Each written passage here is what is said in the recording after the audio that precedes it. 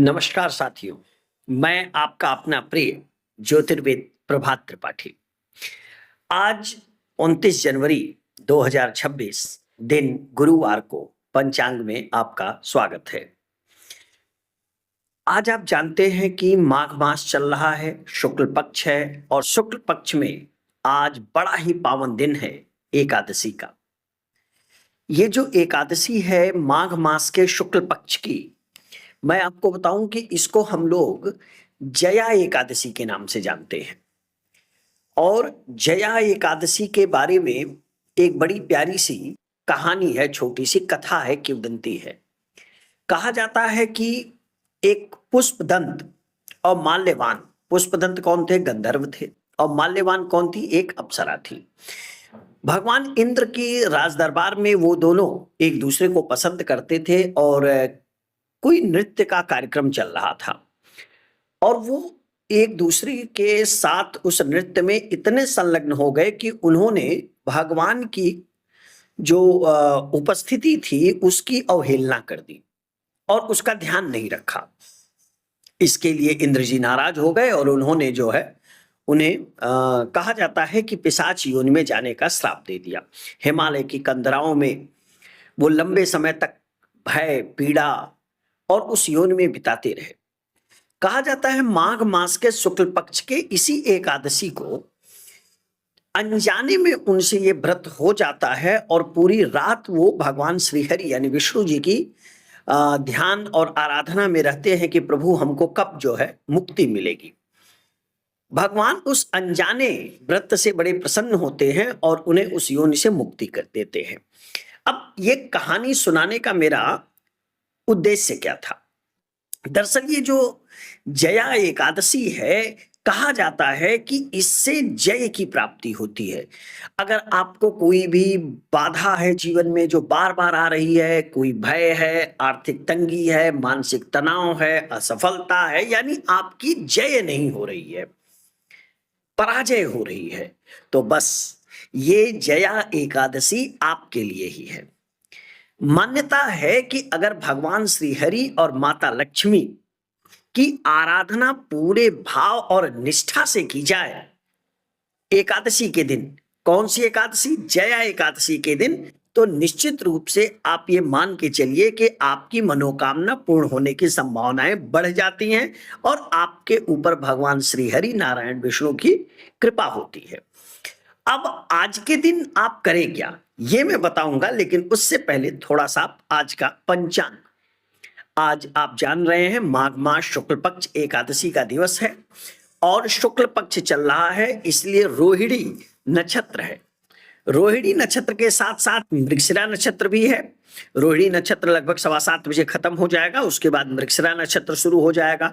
ऐन्द्र नाम का जो योग बन रहा है और करण में जो है वो विष्टि और वव का करण है। मिथुन राशि में चंद्रमा रहेगा। राहु काल 13:55 से यानी लगभग 2 बजे से लेकर के 3:15 बजे तक रहेगा। अभिजीत मुहूर्त 12:10 से लगभग 12:58 तक रहेगा। एक बड़ी महत्वपूर्ण बात मैं आपको बताऊं कि 4 ग्रह सूर्य, मंगल, बुध और शुक्र ये एक साथ मकर राशि में श्रवण नक्षत्र में बैठे हुए हैं। श्रवण नक्षत्र किसका है? चंद्रमा का है। और जिस राशि में मकर बैठे हुए हैं वो कौन है? शनि है। तो यहां समझिएगा कि 4 ग्रह की स्थिति सूर्य, मंगल, बुध और शुक्र ये शनि के घर में है और चंद्र के नक्षत्र में है।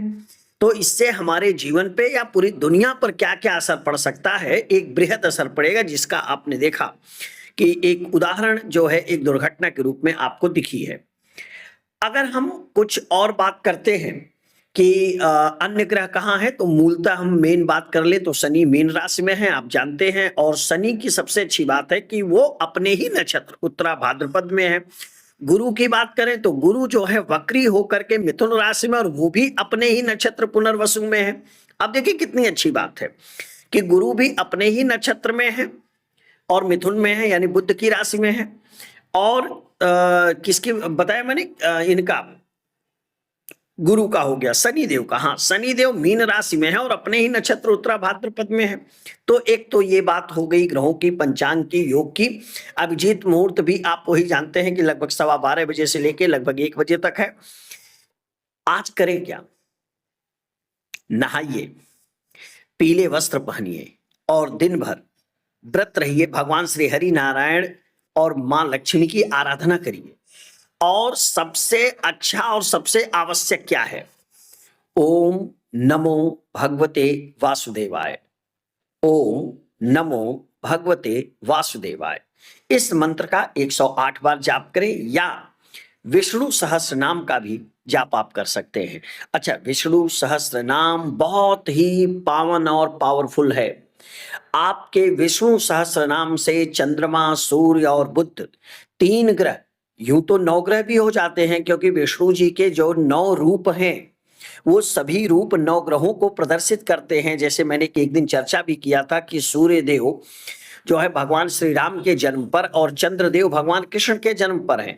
इसी तरह से सभी जितने भगवान विष्णु के अवतार हुए हैं वो किसी न किसी ग्रह को प्रस्तुत करते हैं, प्रेजेंट करते हैं। तो भगवान विष्णु श्री हरि की आराधना 9 ग्रहों की उपासना के लिए अच्छी मानी जाती है। लेकिन खास करके जो विष्णु सहस्त्र नाम है वो बुध, सूर्य और चंद्र। बुध मतलब बुद्धि, बुद्धिमत्ता, आपका व्यवसाय, आपका वाणी, आपका संबंध। सूर्य का मतलब आपकी प्रतिष्ठा, आपके पिता, आपके सरकार, नौकरी, सम्मान आदि हो गया। चंद्रमा मतलब आपकी मानसिक स्थिति, आपके मां से संबंध, स्वास्थ्य, इमोशन, इन सभी चीजों की जो है ताकत आपको मिलेगी। तो आज का मेरा सुझाव यही है, आपको विष्णु सहस्त्र नाम और ओम नमो भगवते वासुदेवाय मंत्र का जाप करें, पाठ करें। व्रत रह के आप जो है इस पवित्र जया एकादशी पर जय का आशीर्वाद भगवान श्री हरि विष्णु से प्राप्त करें, ऐसी मेरी कामना है। अपना ख्याल रखिएगा। राधा राधा।